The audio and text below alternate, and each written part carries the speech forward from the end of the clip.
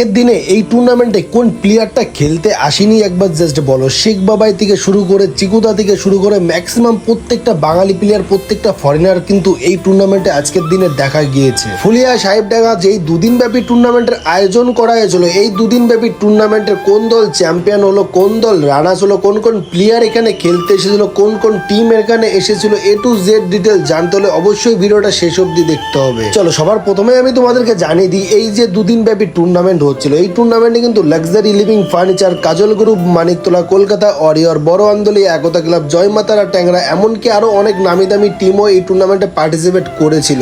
সব টিম এই টুর্নামেন্টে থাকা সত্ত্বেও কিন্তু শেষমেশ এই টুর্নামেন্টে রানার্স দল হিসেবে ঘোষিত হয় মহাকাল এফসি কালনা অ্যান্ড চ্যাম্পিয়ন দল হিসেবে ঘোষিত হয় কলকাতা ওয়ারিয়র্স। এই টুর্নামেন্টে কিন্তু এমন কোনো প্লেয়ার বাদ ছিল না যেই প্লেয়ারটা কিন্তু এই টুর্নামেন্টে খেলেনি। যেরকম বলতে পারো কমল দা, রূপম দা, এসকে বাবাই, চিকু, মহেশ দা, সুরাজ মুন্সি, মন্টায় দা, এমনকি প্রত্যেকটা প্লেয়ার, বাট একটা প্লেয়ার কিন্তু মিসিং ছিল। অবশ্য সেই প্লেয়ারটার আমি কিন্তু নাম বলবো না, তোমরা অবশ্যই কমেন্ট করে জানিয়ে যাও কোন প্লেয়ারটা মিসিং ছিল।